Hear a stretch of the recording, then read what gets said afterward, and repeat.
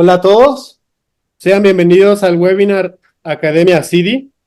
El día de hoy tenemos a dos grandes invitados dentro de nuestro gremio.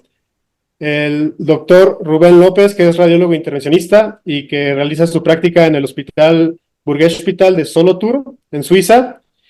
Y también nos acompaña nuestro querido amigo, el doctor Héctor Ferral, también radiólogo intervencionista, que labora en el SCU Health de Nueva Orleans, en Estados Unidos.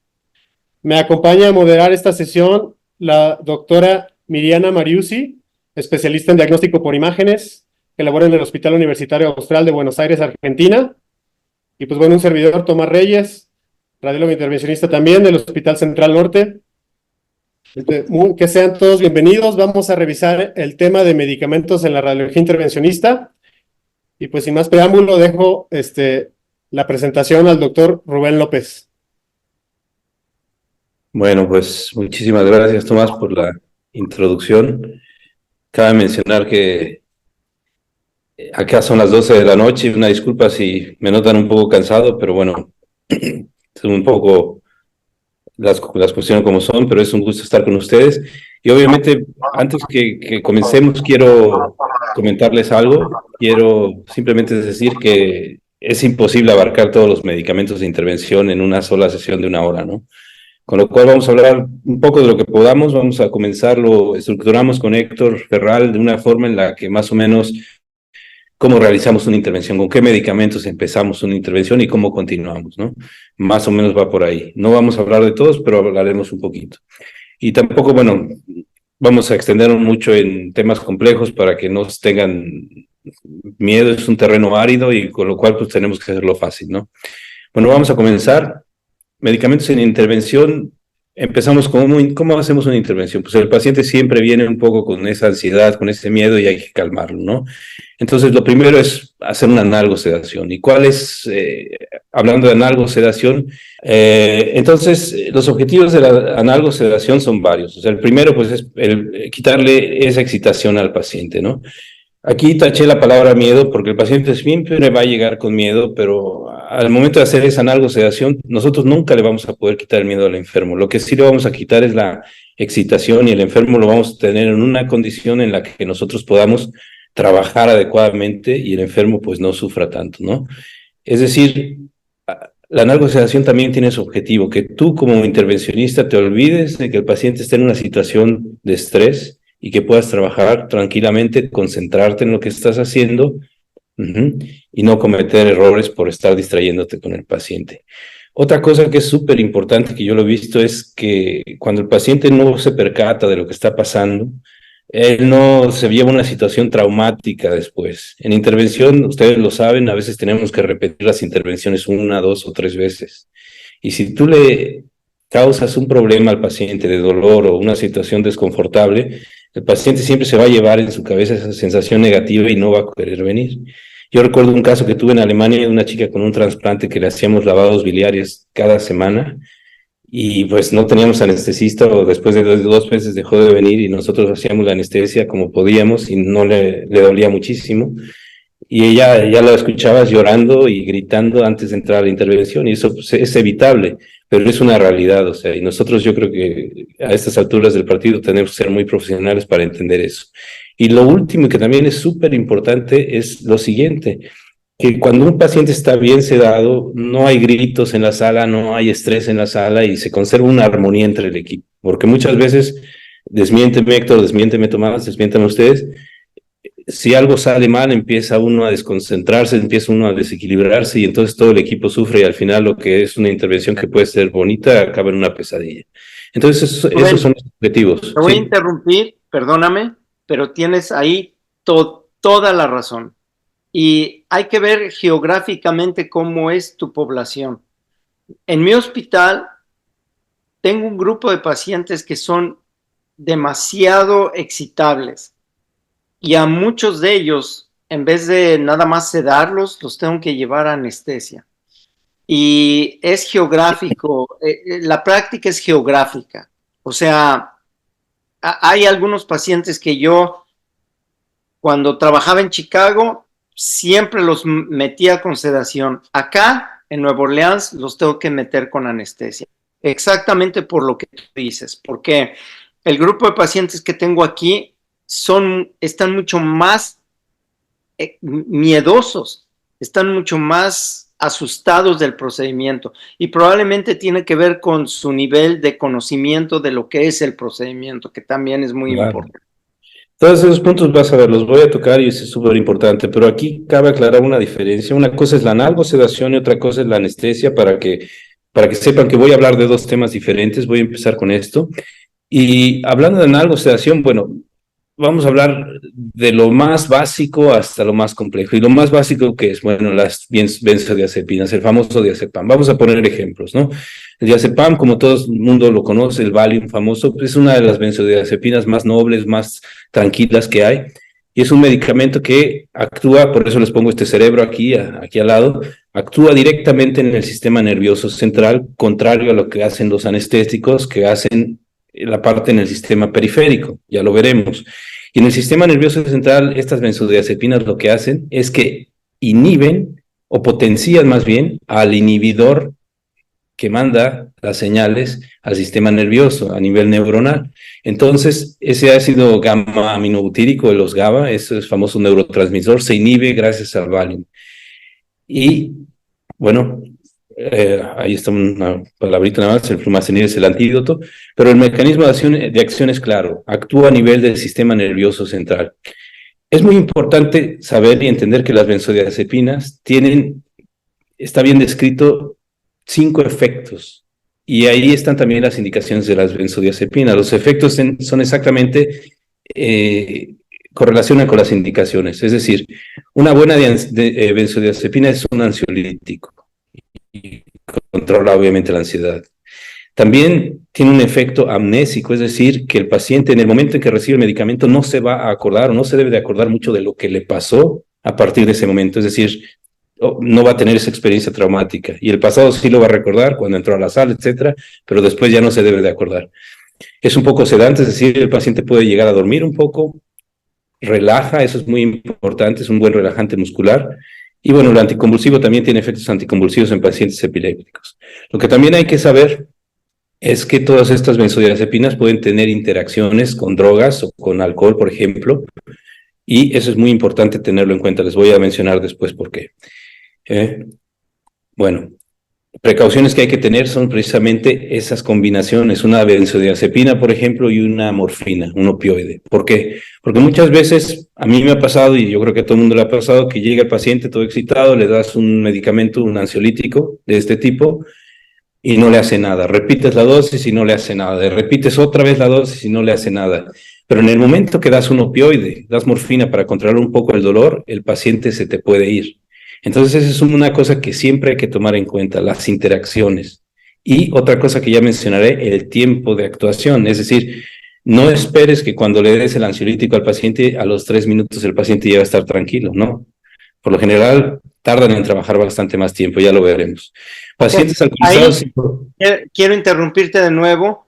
Hay muchas enfermeras que no se sienten cómodas dando drogas antes del procedimiento. A mí una enfermera me enseñó que el momento ideal para empezar la sedación es como 10 o 15 minutos antes del procedimiento. Exactamente.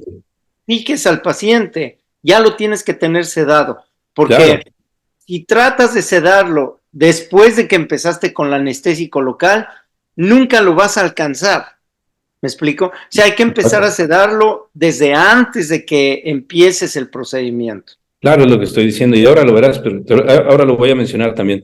Pero otra cosa, como decíamos de las interacciones, pacientes alcohólicos o pacientes que beben mucho, las benzodiazepinas se metabolizan principalmente, un 90% son de metabolismo hepático, con lo cual eso tienen que saberlo ustedes. Si tienen un paciente que bebe mucho o que tiene un problema de hipermetabolismo hepático, probablemente estos medicamentos no le van a funcionar. Y también tener en cuenta que si tienes un paciente que ya padece alguna cuestión respiratoria, tienes que tener cuidado en que no te caiga del otro lado, que lo dejas tan sedado que deja de respirar. Es decir, te tienes que ir de un lado muy grande, que es el que no te responde, al que te va a responder muchísimo, ¿cierto? Entonces, son esas cosas las que quiero enseñar. Las dosis, obviamente, aquí las menciono pues, las tengo que mencionar un poco, pero no se las aprendan. Vienen en cualquier libro, en Google, etcétera. Y lo que es importante es que estos medicamentos se pueden dar por vía oral o vía intravenosa. Preferentemente denlos por vía oral antes del procedimiento, como dice Héctor, 15, 20 minutos antes, y tendrán un buen resultado. Después tenemos otro medicamento, vamos a pasar un poco más arriba, es el que yo doy, por ejemplo. Yo no doy Valium, yo no doy diazepam, yo doy lorazepam. Ese es el famoso Temesta.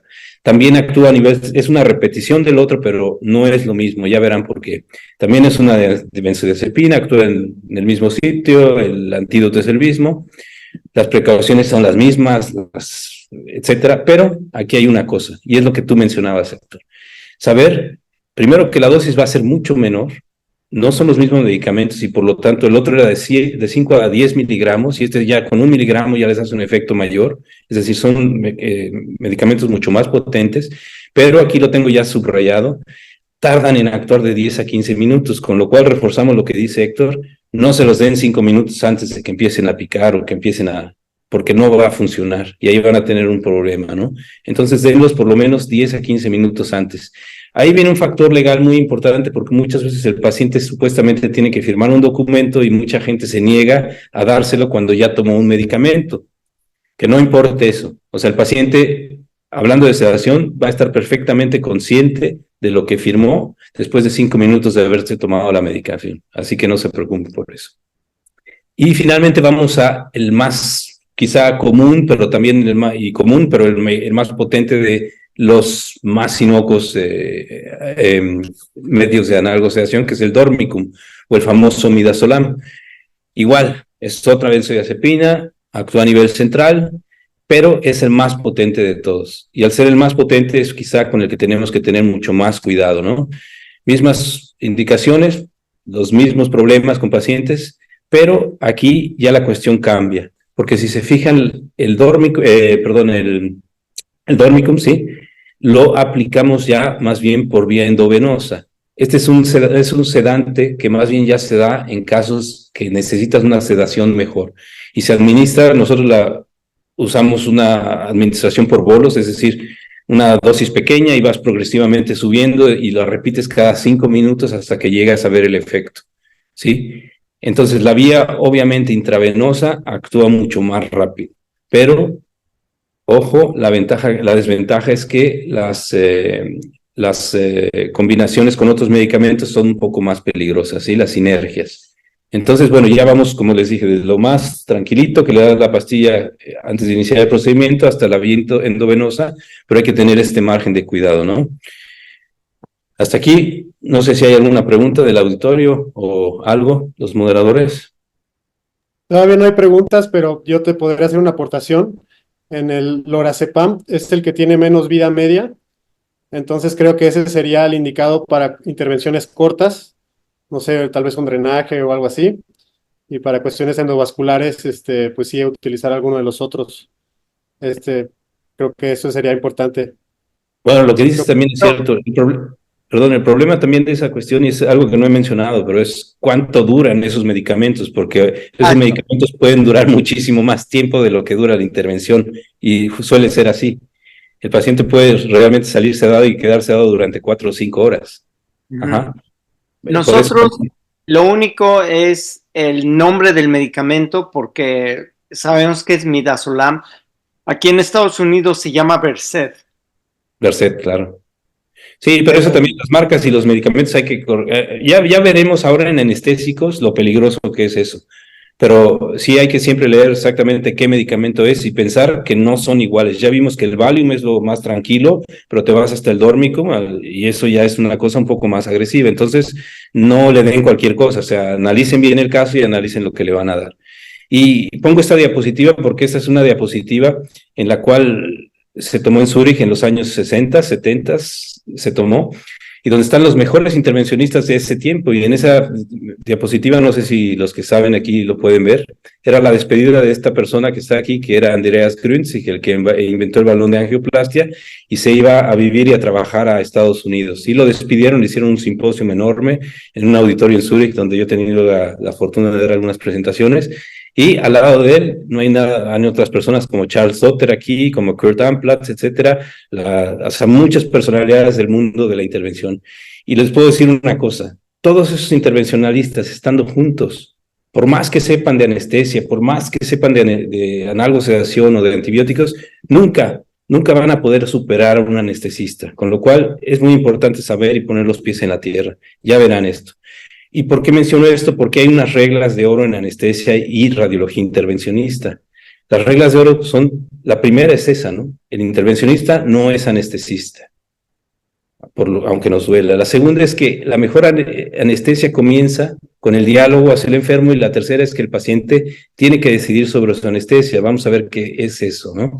Es una foto buenísima de este hombre, de Andreas Grünzig, uno de los pioneros en intervención, el mejor.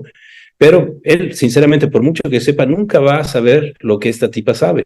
Con lo cual tenemos que conocer nuestras desventajas, no jugar a que lo sabemos todo porque podemos hacer mucho, y siempre llamar y tener buen contacto y con el equipo de anestesia, como cualquier otra persona sensata. Okay, y lo segundo, Rubén, como yo les explicaba, te voy a interrumpir, y yo sé que vas a decir más cosas, pero nada más quiero enfatizar lo que tú estás diciendo. Cuando nosotros tenemos una clínica en nuestro centro, tenemos una clínica. Y cuando llevamos a pacientes a procedimientos que son un poquito más complicados, yo en realidad no pierdo el tiempo. Yo directamente les pregunto a los pacientes, yo puedo hacer esto por usted, le puedo calmar las cosas, pero va a estar medio despierto, o le puedo dormir completamente. ¿Usted qué prefiere? Y créemelo o no, hay pacientes que dicen, no, doctor, yo estoy bien, yo quiero estar un poco despierto porque quiero saber qué es lo que está pasando conmigo. Y hay otros pacientes que dicen, no quiero saber nada. Y cuando esos pacientes me dicen, no quiero saber nada, es cuando yo consulto al anestesiólogo y ni siquiera le trato a jugar a que yo lo voy a tratar de dormir. Yo dejo que los anestesiólogos hagan su trabajo. En ese sentido estoy 100% de acuerdo con lo que has dicho. no, pues de acuerdo. Y como te digo, o sea, otra de las reglas de oro que digo es que la mejor anestesia siempre va a comenzar con el diálogo con el enfermo. Es decir, antes de que le des cualquier sedación, antes de que intentes cualquier cosa, habla con él y dile, mire, este procedimiento es así, así y así. Vamos a hablar de un drenaje. Usted va a sentir dolor en tales y cuales momentos, en el momento de la punción de la anestesia, en el momento de la dilatación, etcétera. Eso le quita el 90% de ansiedad al paciente, no le va a quitar el miedo, como lo mencionamos, pero ya ayuda muchísimo. Y un punto súper importante lo acaba de mencionar Héctor, o sea, el paciente es quien decide su anestesia, no nosotros, ni tampoco muchas veces la condición clínica del enfermo. Hay enfermos que nosotros imaginamos que van a aguantar el procedimiento y dices que no le va a doler, y pues no estás en los zapatos de él. Él te puede decir, yo no voy a aguantar, y entonces en ese momento es cuando tú le tienes que dar el punto positivo al paciente y decir, bueno, vamos a organizar un anestesista para usted. Porque después, a partir de eso, vamos a tener los otros puntos que ya habíamos mencionado, de que vas a tener un ambiente tranquilo, no se va a mover, no va a haber complicaciones, etcétera. Entonces, esas son reglas de oro, ¿sí? Antes que saber qué medicamentos le vas a poner y eso no, tienes que entender que tú no eres el centro. El centro es el paciente y el diálogo con el enfermo. Hasta aquí podemos entonces ya cambiar ahora a la parte de anestésicos. Anestesia, como lo mencioné, no es sedación.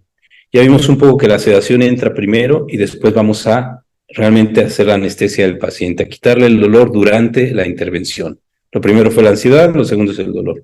Y por eso, aquí vamos a hablar primero de la más famosa, ¿no? De la lidocaína. Y como ven en el recuadro superior de la derecha, ya no está el cerebro, sino que están dos terminaciones nerviosas periféricas, porque los anestésicos no actúan tanto en el sistema nervioso central, sino que actúan más en el sistema nervioso periférico, que es totalmente diferente, ¿sí?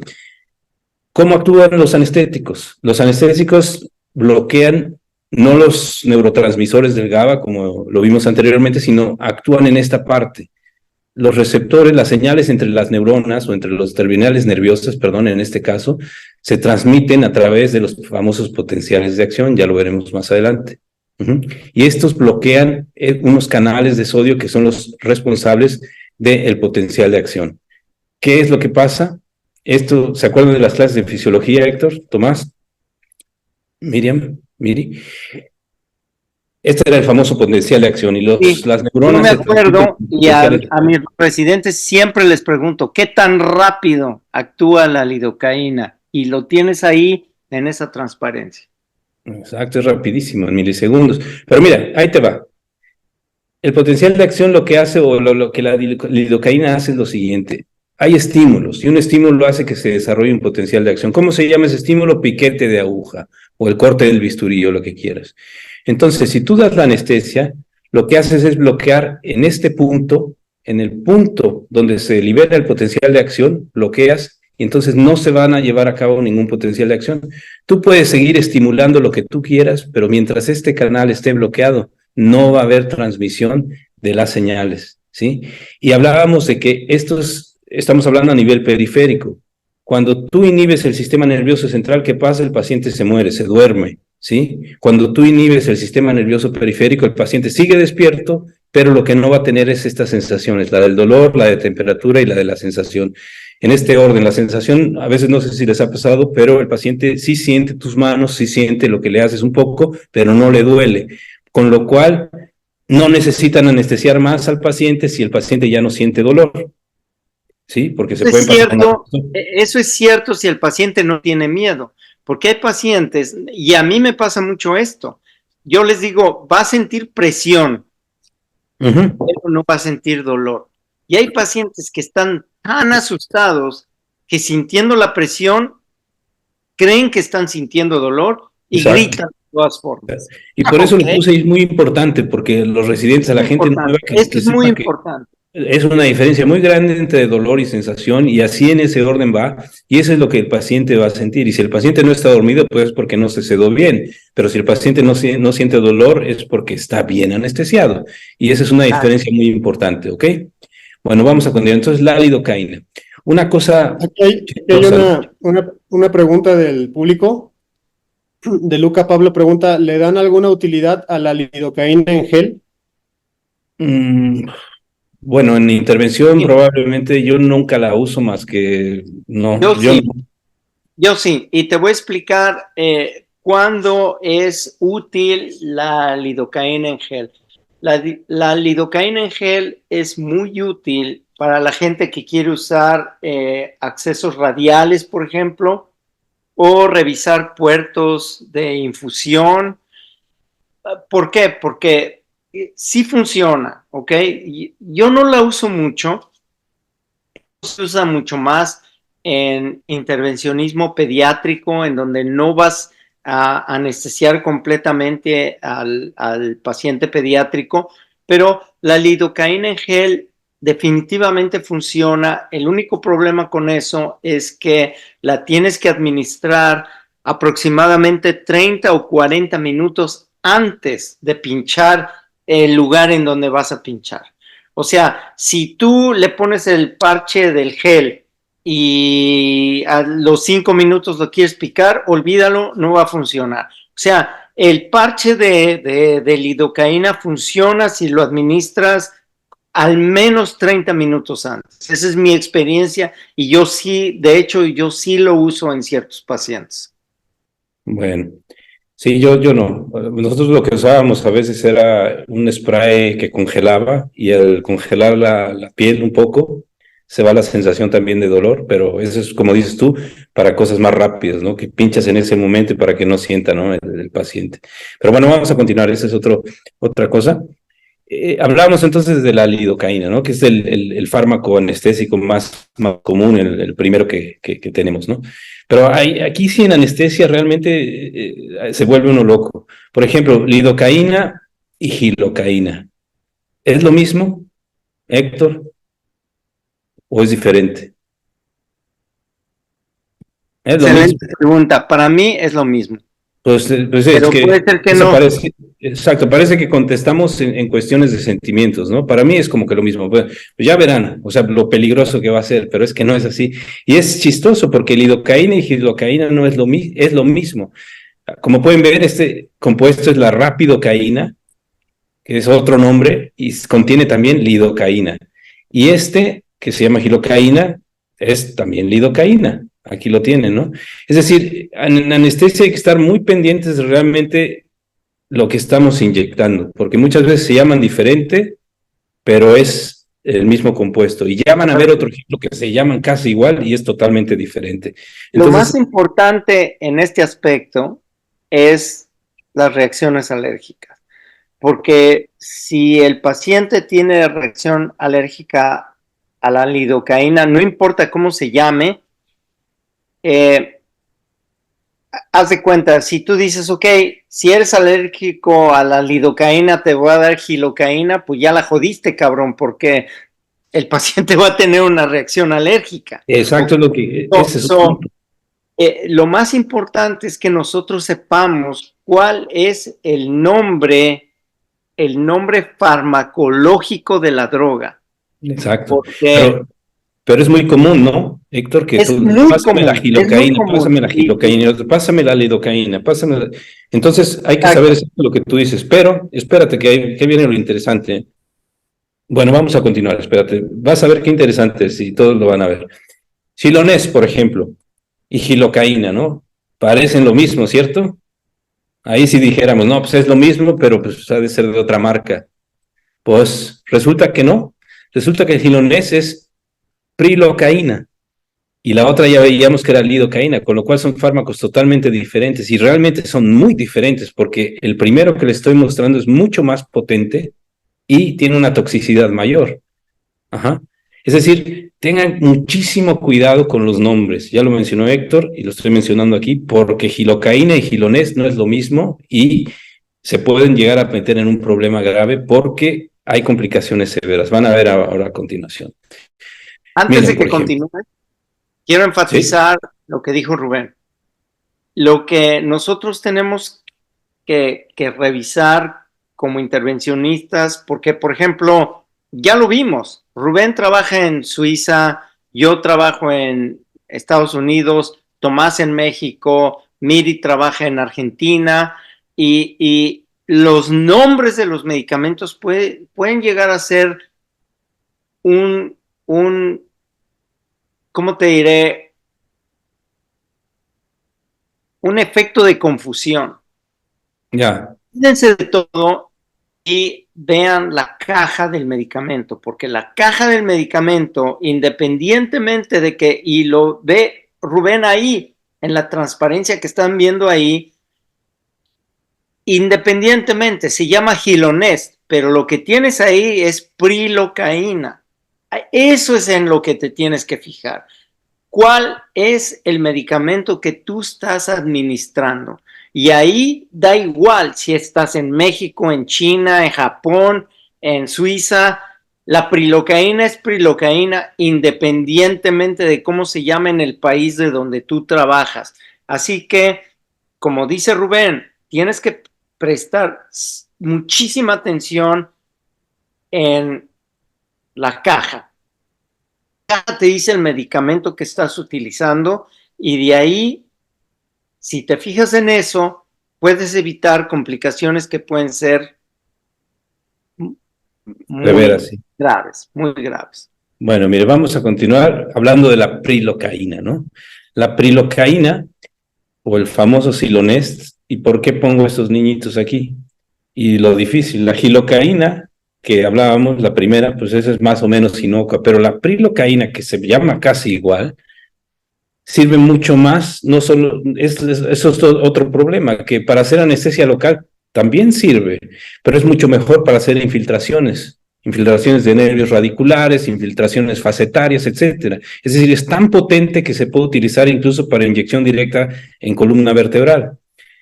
El problema de este medicamento, imagínense lo que les voy a decir, produce metahemoglobina, un derivado que se llama metahemoglobina, que ustedes saben qué es, que es un producto de la sangre también, que tiene una afinidad muy grande por el oxígeno. Entonces, si tú le das una sobredosis o te pasas de la dosis o le pasa a vía endovascular esto y hace metahemoglobina, el paciente entonces va a tener menos oxígeno en su sangre porque se va a adherir el oxígeno al fármaco. ¿Y qué pasa? ahí ya le estoy dando un mensaje muy importante. Está contraindicado en estas situaciones. En niños obviamente no le puedes dar este medicamento. En embarazadas mucho menos porque el feto pues no va a recibir esa oxigenación que requiere. Y pacientes anémicos pues ahí se te van a súper descompensar. ¿Entienden? Pues es súper importante no solo saber para qué sirven, sino también cuáles son esas interacciones. Yo tampoco, bueno, hasta que hice esta charla no sabía que esto existía y dije, wow. O sea, y yo la estaba dando así, ahora la daré con mucho más precaución. Es Yo decir, jamás he usado esta droga, te lo tengo no, que decir. bueno, si lo honesto es aquí, es el pan de todos los días, no sé en América Latina, pero es pan de todos los días, o sea. Y luego también tenemos otra droga muy importante que es la bupivacaína, no sé si la conoces. La bupivacaína, yo sé que está en Chile, la conoce el doctor Naranjo, mi amigo Miguel. No, yo Estamos sí hablando de esto. conozco la bupivacaína porque yo la uso mucho, de hecho. Y la Esta, bupivacaína, ¿qué? La bupivacaína tiene una ventaja enorme. Y esto de lo que hablamos de la gilocaína, de la prilovacaína, etcétera, son muy potentes también, pero esta es 5 veces más potente que todas. Es decir, este es un superfármaco anestésico. El paciente no va a sentir nada y es buenísima también para infiltraciones, etcétera. El problema, y como pueden ver en el recuadro que ven, un electrocardiograma. Entonces ya sabrán más o menos por dónde voy, ¿sí? También el efecto duradero dura un montón, o sea, estas drogas se las dan y el paciente no va a sentir dolor durante las siguientes 12, 9 horas, ajá. Pero es 6 veces más tóxico y el efecto tóxico, el problema que tiene es que es cardiotóxico. Este fármaco, si se pasan de la dosis, el paciente se puede morir ahí en la mesa, ¿sí? Y no es nada gracioso, yo también lo he visto esto. Esta es una diapositiva que, disculpen, la puse en alemán, no me dio tiempo de traducir todas estas letras, pero como pueden ver aquí dice directo e indirecto, ¿no?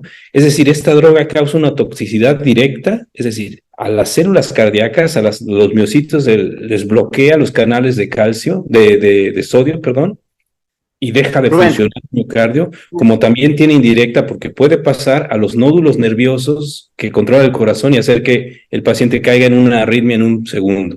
Con te lo voy a hacer cual, una pregunta.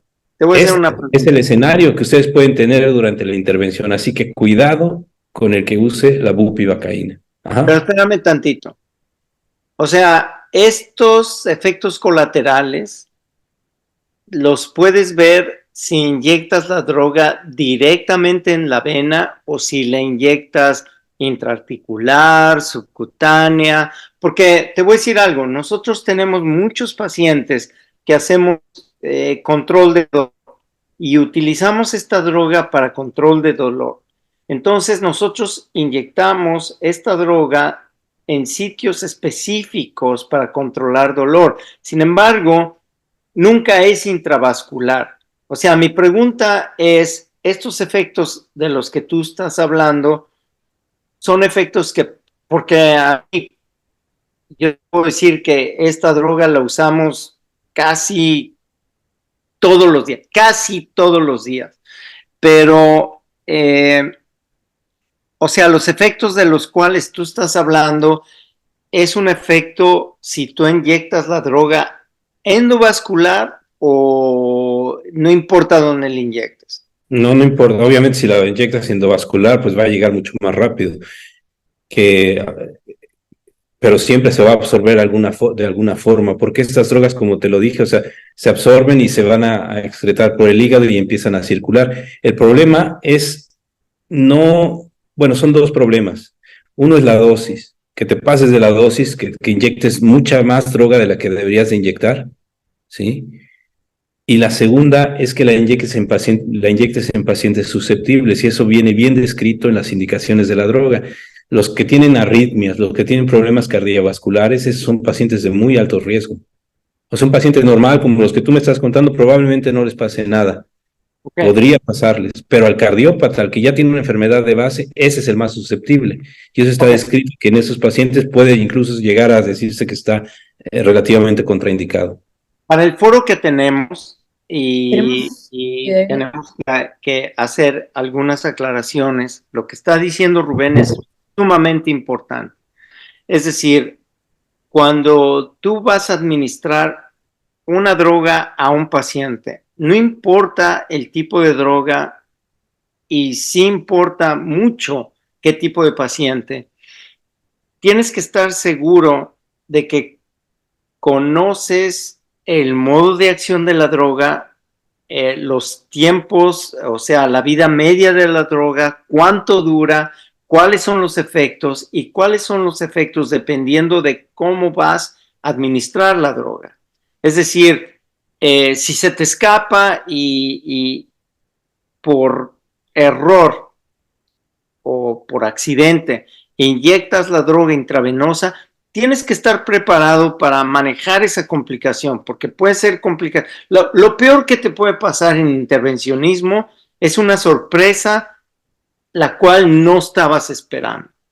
Y creo que eso es lo que tú estás diciendo ahorita, Rubén. O sea, antes de que tú inyectes una droga en el cuerpo de cualquier paciente, no importa en dónde la vas a inyectar, tienes que saber, número 1, qué droga estás inyectando, número 2, cómo funciona, número 3, cómo se metaboliza y cómo se excreta, y número 4, si tienen un problema, cómo lo puedes controlar. Claro. Eso es lo que yo estoy diciendo. Exacto. Y bueno, hablábamos mucho de las interacciones, ¿no? Y esto también es algo que quiero enseñarles, ¿no? Aquí vemos la lidocaína y aquí vemos que dice que tiene epinefrina, ¿no? Y entonces es una pregunta, yo me preguntaba, y bueno, yo creo que es una pregunta abierta al auditorio o a los moderadores, no sé, ¿para qué le pones epinefrina a un anestético? ¿Para qué? ¿Alguien sabe? Es muy lógico, pero para Algunos mí es un dicen poco tonto a veces. en la ¿Para qué? cultura de calle de intervención, dicen que cuando le ponen epinefrina a la lidocaína es para mitigar el sangrado en el sitio de punción. Error. Y ahora No, vamos a restricción. no te burles. No digo que no, pero que no es por eso, no es por eso. Y ese no es el mecanismo, porque obviamente puede que deje de sangrar, pero a ver, normalmente podemos poner esto, aunque no esté sangrando, no es para heridas. Es decir, ¿entiendes? Esto tiene un motivo, y es muy, muy importante, Tomás. Y fíjate, pero no tiene tanta lógica ya para mi gusto, para mi manera de ver las cosas, habiendo drogas mucho más potentes, con efectos más prolongados, no tiene mucho sentido. ¿Por qué? Porque lo hacían para prolongar el efecto anestésico, es decir, hacían una vasoconstricción. Acuérdense de cómo actúa en los nervios, se pega a los nervios y ahí actúa de manera local en el sistema nervioso periférico. Entonces, cuando tú hacías constricción de los vasos sanguíneos, entonces la droga no se absorbía. A tu pregunta también, ¿por qué hay toxicidad cardiovascular? Porque la droga se absorbe y se va en los vasos sanguíneos, Héctor. Pero cuando le ponían epinefrina, los vasos sanguíneos se contraen, entonces la droga queda más tiempo en el tejido y no se va. Entonces el efecto se prolonga. Esa es la teoría por la cual se aplica epinefrina en los medicamentos. Pero quiero decirles otra cosa. Para mí también es un problema, no sé si han visto estas diapositivas. No se debe de utilizar en órganos terminales, en dedos, por ejemplo, en estas cuestiones. ¿Por qué? Vean, estos pacientes fueron inyectados con anestético, con epinefrina, y causaron no una necrosis, pero una hipovascularización distal, que en muchos casos sí llegó a causar necrosis, como aquí o como en este caso. Es decir, es súper peligroso.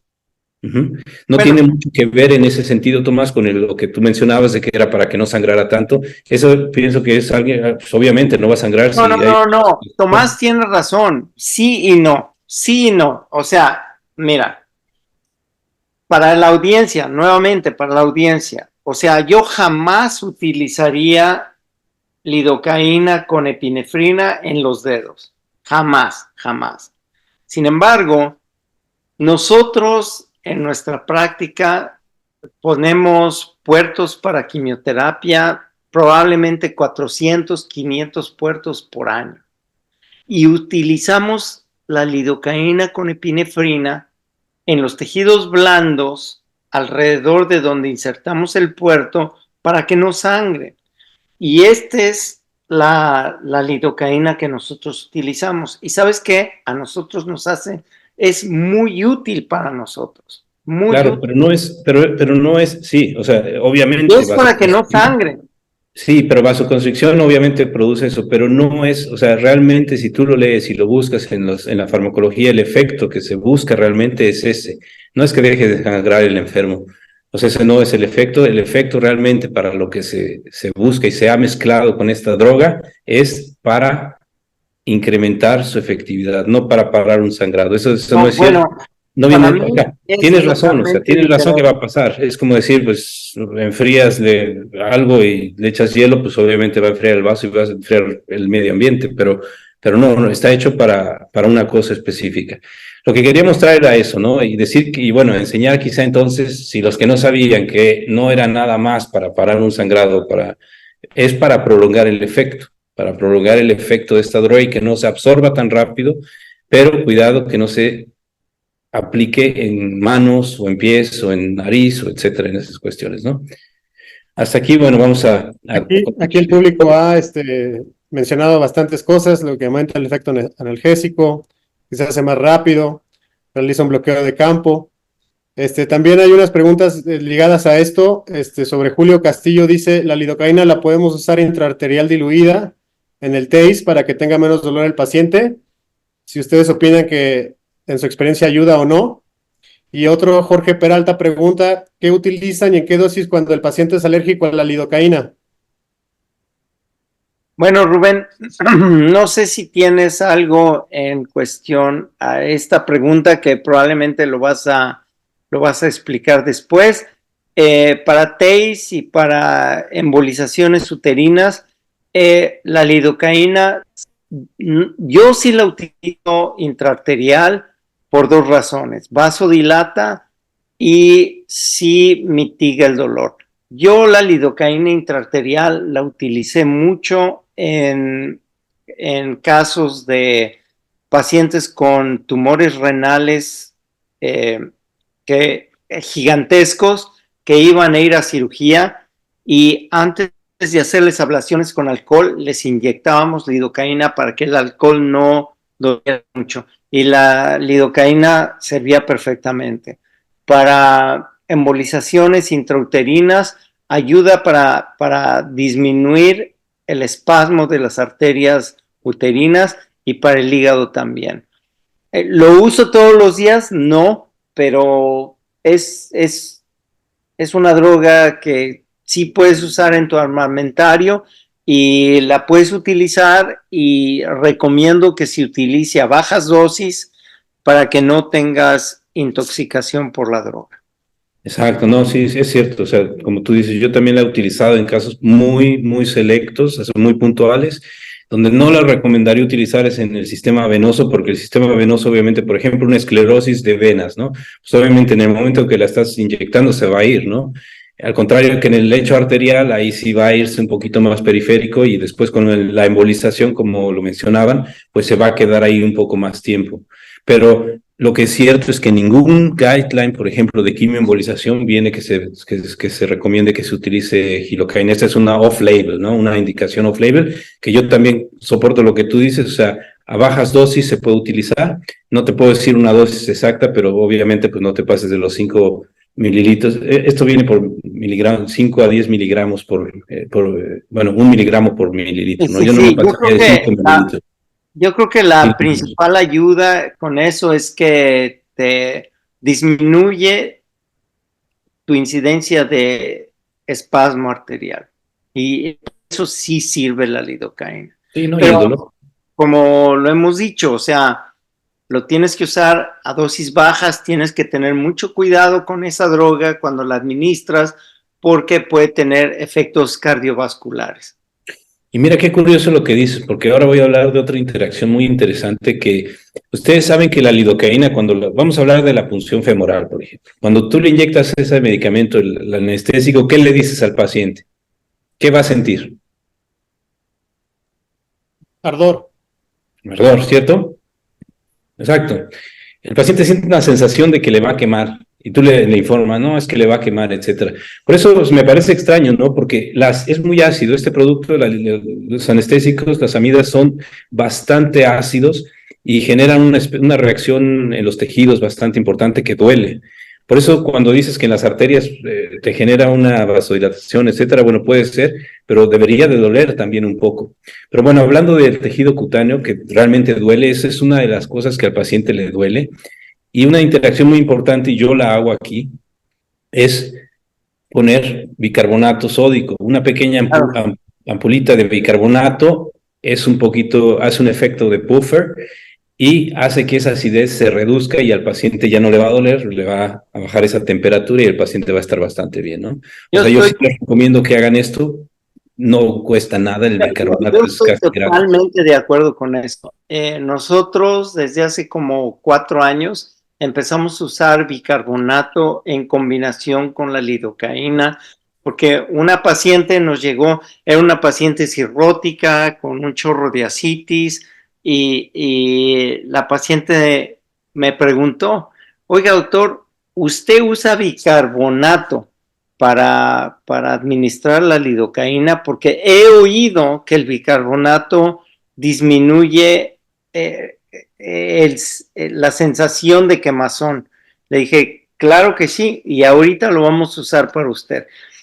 Y trajimos el bicarbonato de la farmacia, lo usamos con ella, y después de ella, como le fue tan bien, todos nuestros pacientes que les hacemos toracentesis, paracentesis, biopsias, combinamos la lidocaína con bicarbonato. No necesitas mucho bicarbonato, necesitas solamente 1 cc de bicarbonato y eso es suficiente para neutralizar la acidez de la lidocaína y disminuye significativamente la sensación de ardor y dolor que tienen los pacientes Claro. cuando se administra esta Exacto. lidocaína. Es Entonces, para la un audiencia, arma casi mágica. claro, pero para la audiencia lo importante es que sepan eso que dice Héctor, ¿no? Lo importante son dos cosas en este aspecto. Lo importante es que sepan por qué quema, porque es muy ácida, y lo importante es que sepan que poniéndole esa pequeña ampulita, desde 1 mililitro solamente a los 10 mililitros de gilocaína o de lo que le vayan a poner al paciente, deja de quemar automáticamente y entonces su intervención va a comenzar con mucho mayor comodidad para el enfermo. Bueno, una cosa que ya para finalizar, estamos finalizando, nos hemos extendido mucho en la discusión, pero está bien, esto ya es lo último que quiero mostrarles, que en tipo de anestesia o sedación no es qué, es decir, no es qué medicamento, si es potente o no potente, sino cómo lo aplicas también. Y van a ver esto. O sea, de la forma en que tú apliques también el medicamento tiene mucho que ver con el éxito de cómo va a funcionar ese medicamento. ¿A qué me refiero? Observen esto. Yo divido siempre la anestesia local, en este caso voy a darles el ejemplo nuevamente de la anestesia en la arteria femoral, ¿no? En 4 fases. La primera fase es la siguiente: elegir bien tu aguja, aplicar en todas las zonas, la zona superficial, la zona profunda en forma lenta, distribuir y esperar. Y si es necesario repetir las dosis, ¿ok? Pero con un cierto intervalo de tiempo, no inmediatamente. Ahí Rubén, no, regrésate y quiero que regreses a la transparencia previa, por favor. Y quiero que si la gente que está escuchando este webinar, quiero que tomen una foto de esta transparencia, porque esta transparencia vale oro, oro. Si ustedes quieren tener éxito en sus procedimientos, yo creo que esto es algo que ustedes tienen que seguir. Y yo estoy viendo el reloj ahorita aquí en mi casa. Yo creía que íbamos a poder hablar de anticoagulantes, pero no vamos a poder hablar de anticoagulantes porque ya tuvimos una discusión, yo creo, fenomenal. Y si ustedes quieren practicar bien, vean esta transparencia, guárdenla y utilícenla. No me importa lo que va a decir Rubén después, porque yo sé que si sigue después va a ser genial, pero esto es la base de un procedimiento exitoso. Bueno, lo que les quiero decir es que esta transparencia se las tengo todavía mejorada. Es decir, vamos punto por punto. Elección de las agujas. ¿Qué me refiero con elección de las agujas? Ahí están las agujas. Hay muchos tipos de agujas. Pero, por ejemplo, yo en lo particular me gusta utilizar la pequeñita, la aguja de insulina para pacientes pediátricos o para pacientes muy delgadas. porque con esta aguja puedes llegar incluso casi hasta abajo, hasta en una paciente muy delgada. Y esta te sirve muy bien para infiltrar la piel, que no es lo mismo que el subcutis ni que la musculatura. Para cuando ya quieres ir más profundo, utilizo esta, la aguja 22, que es la subcutánea y muscular. Esa es la que siempre utilizamos, la negra esta. Y de ningún caso, en ninguna forma, utilizo las agujas rosas o las agujas de carga, que me imagino que en algún hospital algún salvaje la debe de haber utilizado, ¿no? Porque hay mucha gente y no se sabe. En Latinoamérica yo me he fijado mucho que en lugar de usar esta aguja, la 22, utilizan una verde, ¿cierto? No sé si en Estados Unidos también. Es un poquito, como pueden ver, es un 21G, es un poquito más gordita que esta, ¿no? Un poquito más gruesa. Con lo cual, bueno, no es mucha la diferencia, pero les recomiendo que si tienen opción de usar esta, pues es un poco mejor. ¿Y qué me Perdón. Yo uso la anaranjada y la gris. Perfecto, es exacto. Pues es lo mismo que esta, es la gris o negra. Yo les dije la negra porque, bueno, pues la gris. Ahora, ¿a qué me refiero? Y yo no sé, Aguja anaranjada. Y esta, fíjense, aquí este es un dummy, y este dummy nos está enseñando aquí su ingle, aquí vamos a meter la aguja, y esta es la aguja cutánea. Esta no va a penetrar mucho en los tejidos subcutáneos, en la grasa, en los músculos, etcétera. Simplemente sirve para hacer el botón con el que vas a comenzar, ¿sí? Y después ya te puedes seguir con la aguja muscular, es decir, pero primero infiltrar un poco más profundo, no tanto, y después ya bien profundo. Esas son las fases, la fase número 2 de la anestesia. Y la fase número 3 es el masajeo, que yo le llamo, ¿no? Pero en realidad lo que está haciendo es distribuir la droga. ¿Por qué? Porque la droga la vas a distribuir, se inyectó en una zona, pero tú la vas a empezar a distribuir en círculo y ahí ya va a entrar en los nervios que tú necesitas que entre. Esto es muy importante, que le den el tiempo, que le masajeen al paciente, que le hablen, y sobre todo después de eso, esperar, porque a mí me ha tocado muchísimas veces, mucha gente que no pasan ni 10 segundos de que inyectaron y hacen la punción, y pues obviamente el paciente brinca hacia el techo, ¿cierto, Héctor? Pero nosotros no somos así, nosotros lo hacemos como se debe hacer. Totalmente, estoy tan de acuerdo contigo. Y yo creo personalmente que la más importante es la superficial. Exacto. Y es donde siente el paciente el dolor. O sea, una vez que tú anestesiaste superficialmente, tú te puedes ir para adentro con una aguja gigantesca y no va a pasar nada porque ya no van a sentir. La parte más sensible del cuerpo es la piel.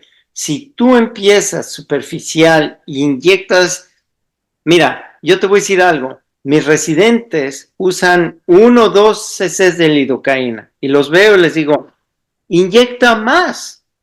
La lidocaína es tu mejor amigo. La lidocaína es tu mejor amigo porque si tú en el lugar en donde vas a insertar la aguja eres capaz de totalmente bloquear, y ya lo explicó Rubén perfectamente el día de hoy, si tú eres capaz de bloquear el estímulo de dolor en esa área, el paciente ya no va a sentir dolor, va a sentir presión, va a sentir las manos que se mueven y puede estar estresado o no puede estar estresado al respecto, pero dolor como tal no va a sentir. Y el principal área es la piel. Yo lo que hago es, lo primero que hago es usar esa aguja que tiene Rubén aquí en esta transparencia y les inyecto al menos 4 o 5 cc de lidocaína ahí. Hago una bola de lidocaína y después me voy más profundo, porque más profundo es placebo para ti y para el paciente, porque donde realmente se siente es superficial. Eso es lo que yo pienso. No, abajo también, obviamente, cuando ya llegas al tejido muscular, ahí sí necesitas eso, pero porque ahí están las terminales nerviosas que vas a bloquear y también las de los vasos sanguíneos, pero obviamente, como dices tú, la piel es vital, o sea, y muchas veces es lo que todo el mundo olvida, ¿no? Y hacerle también un botón de anestesia con una aguja muy grande, pues ya ni pa' qué, o sea, ya ahí ya le dolió, ¿no?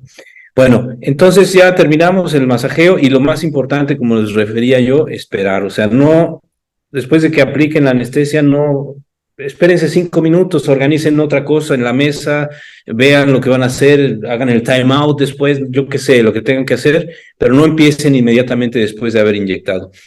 Y finalmente, pues esta diapositiva es para decirles que hay un montón de medicamentos. Ahorita vimos un par de ellos, vimos ventajas, desventajas, mecanismos de acción. O sea, hoy nuestro objetivo era simplemente pues abrirles un poco los ojos de lo que tienen que estudiar, lo que tienen que saber más o menos y en lo que tienen que profundizar.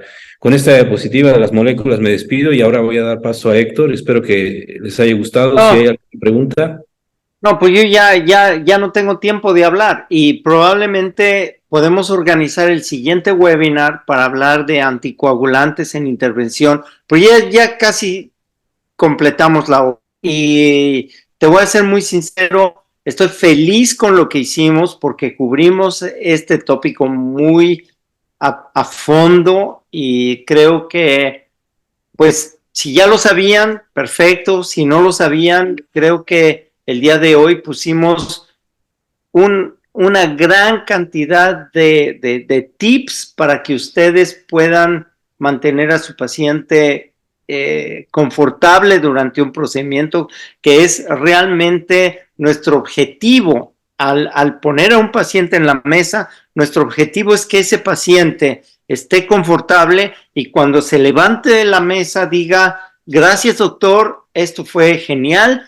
Lo mejor que me pasó esta semana fue que le expliqué a un paciente que le íbamos a hacer una biopsia de riñón, tal y tal, y lo tenía en la área de recuperación y me dijo, doctor, ¿cuándo vamos a empezar el procedimiento? Le dije, no, güey, tú ya estás de salida, ya acabamos, ya terminamos con tu procedimiento, ya te vas. Y ni siquiera se había dado cuenta. Algo que les recomiendo es hacer que el paciente esté tranquilo en el cuarto. Y algo que yo uso mucho, porque, bueno, pues Nueva Orleans es un lugar en donde se oye mucha música, yo siempre le ofrezco al paciente escuchar música durante su procedimiento. Y no solo eso, sino que yo les pregunto qué clase de música quieren escuchar. Y si quieren escuchar blues, pues les ponemos blues. Si quieren escuchar jazz, les ponemos jazz. Si quieren escuchar rap, les ponemos rap. Y bueno, pues el objetivo es mantener al paciente contento, confortable, porque de entrada, si están teniendo un procedimiento, van estresados, tienen miedo, ya lo dijo Rubén, y si podemos hacer esa experiencia que es negativa en una experiencia menos negativa y, por supuesto, positiva, bueno, ya vamos de gane. Muy bien, sí. Rubén, hay una pregunta más que no la contestamos de Jorge Peralta, que pregunta qué utilizas cuando el paciente tiene alergia a la lidocaína y en qué dosis. Cuando el paciente tiene, es que el problema, como dijo Héctor, todas esas son las amidas famosas, se pertenecen al mismo grupo. Cuando un paciente tiene una alergia, es muy raro, eso tengo que mencionar. Es rarísimo que un paciente tenga alergia a estos fármacos. Creo que en mi vida me ha tocado uno o dos, o sea, yo nunca he visto así. En ese momento lo que hago es yo consulto con el anestesista, no busco una alternativa yo. Yo simplemente le digo al anestesista, mira, tengo esta paciente con esta alergia.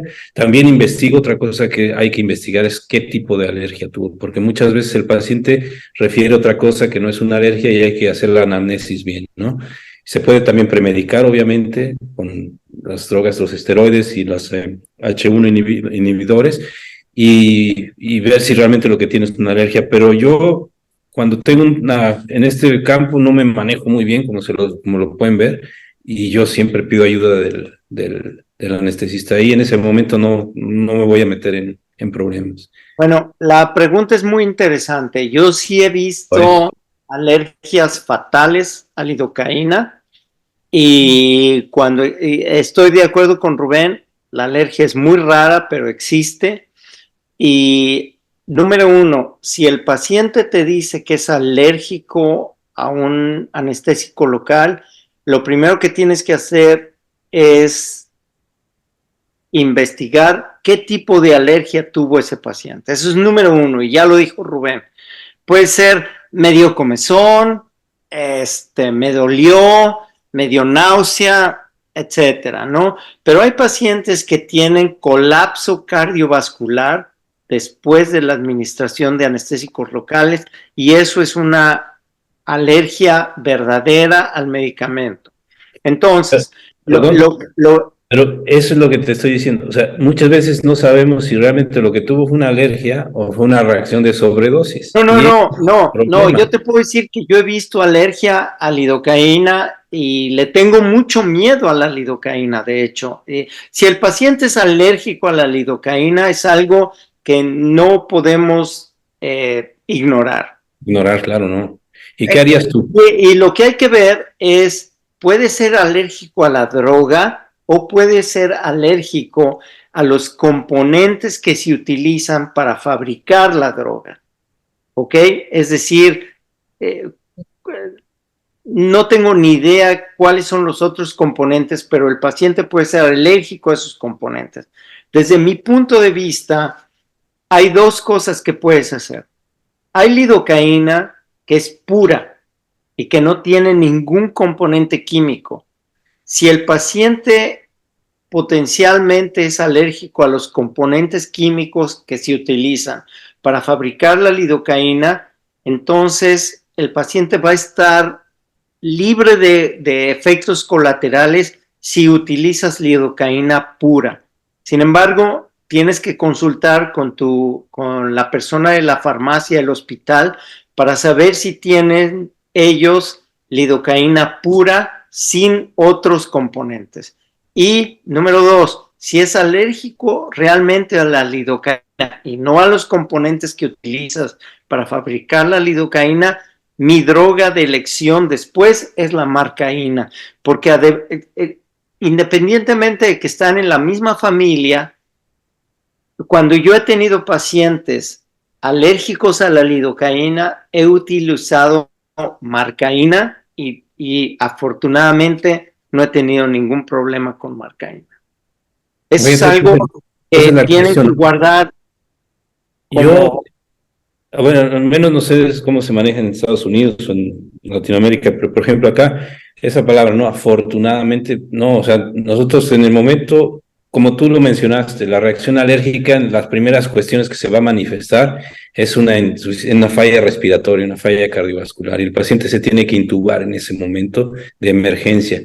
Con lo cual, si tú tienes un paciente alérgico, o sea, mi recomendación es realmente, como yo lo repetí, contactar con el anestesista y que él se encargue en ese momento de la situación, porque puede que tú digas, bueno, voy a probar con este medicamento tal y cual, y si tienes suerte te va bien, pero si te va mal y hace una reacción cruzada, ya no te da tiempo. Entonces yo, en lo personal, yo sí soy un poco más reservado en una alergia en ese tipo.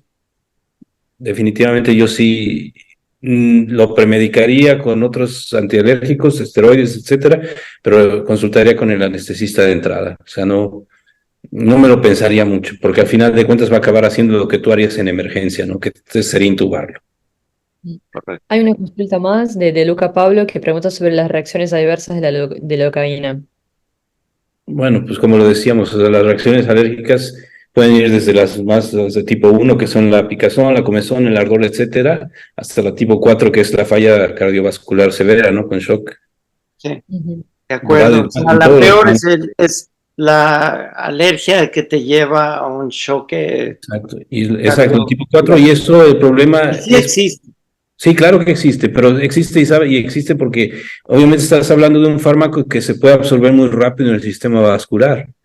¿Entienden? O sea, y también a mí me ha tocado, y yo creo que a muchos les ha pasado que estás pinchando y aspiras sangre, ¿no? Y al final piensas que ya te saliste y inyectas y la estás inyectando toda en el sistema vascular y son muchos problemas, es decir, hay que saber bien la técnica de aplicación y también las cuestiones que pueden suceder con la droga. ¿Hay más Y preguntas? última pregunta, Héctor, es un poco parecido a lo que ya venimos hablando. ¿Qué sucede si no tenés lidocaína? ¿Qué otra opción utilizarías? Yo utilizaría marcaína. La marcaína es accesible a todos los hospitales. Es más poderosa que la lidocaína, tiene una vida media un poquito más prolongada que la lidocaína. Nosotros utilizamos marcaína para bloquear pacientes con fracturas de costillas. Nosotros trabajamos en un centro de trauma y es muy frecuente que los cirujanos de trauma nos consulten a nosotros para hacer bloqueos para dolor por fracturas de costilla, y en vez de anestesiarlos con lidocaína, los anestesiamos con marcaína, y la marcaína les dura 3-4 días. Si la marcaína les funciona, puede ser que ya no tengan dolor después, y eso es genial. Y si el dolor es recurrente, pero funcionó con la marcaína, les hacemos crioablación. Perfecto. Hay una última pregunta de Julio Castillo, si utilizan fentanil o si solo utilizan los anestesiólogos eso. Nosotros sí utilizamos fentanilo. También sí se utiliza. Y es muy bueno, realmente. Sí. Lo que no uso es Propofol, desafortunadamente eso No, no. Propofol, nosotros no estamos ni siquiera autorizados a utilizar Propofol, porque Propofol es una droga que tiene tan alto riesgo de depresión respiratoria que solamente en nuestro hospital solamente puede ser administrada por los anestesiólogos. No. Hoy una pregunta, quien preguntó la pregunta de qué país es. La última, Sí, no sabemos. porque es que hubo un problema y realmente es, bueno, es una curiosidad, pero hubo un problema que yo escuché en México que hubo de un Nicaragua. anestesista que tenía fentanil en casa o alguna cosa así y lo metieron a la cárcel, ¿no? Por el tema de drogas y eso, ¿no? Ah, claro. En México debe estar difícil eso, ¿no? Del fentanil. Sí, Julio que preguntó es justo de Nicaragua. Ujú. Bueno, pues que no vaya para México. Excelente. Bueno, Gracias a todos. Y lo que podemos hacer, Miri, Tomás, yo tenía preparado una charla anticoagulantes en intervención. Podemos hacer ¿cómo se llama? Un Webinar similar. survey, no sé. Y si quieren que hablemos de anticoagulantes en el siguiente webinar, voten. Y la plática la tengo preparada, lo podemos utilizar, ¿ok? sí, hay justo una encuesta final cuando terminemos el webinar, que ahí pueden comentar si quieren, cuál tema prefieren para el próximo webinar y si quieren también anticoagulantes. Así que el próximo webinar va a ser en abril. Así que bueno, muchas gracias a todos. Gracias por la presencia de los dos. Muy buena todo el contenido. Gracias, Tomás, también. Bueno, gracias a toda la audiencia y que la pasen bien. Gracias, Muchas Bárbaro. Rubén, gracias por estar por esta despierto, participación. porque Rubén, para ahorita, Rubén es la 1:00 a.m. O sea, yo creo que le deberíamos de mandar un mensaje, darle las gracias, que ha estado despierto para hacer a mí me pareció un excelente webinar, y bueno, pues el esfuerzo hay que reconocérselo, porque está del otro lado del océano, ¿ok? Gracias, Y Rubén. además es mi buen Gracias, amigo. Rubén. Muy Gracias a bien. todos. Que Nos pasen vemos. bonita Adiós. noche. Ujú. Muchas gracias a todos por conectarse.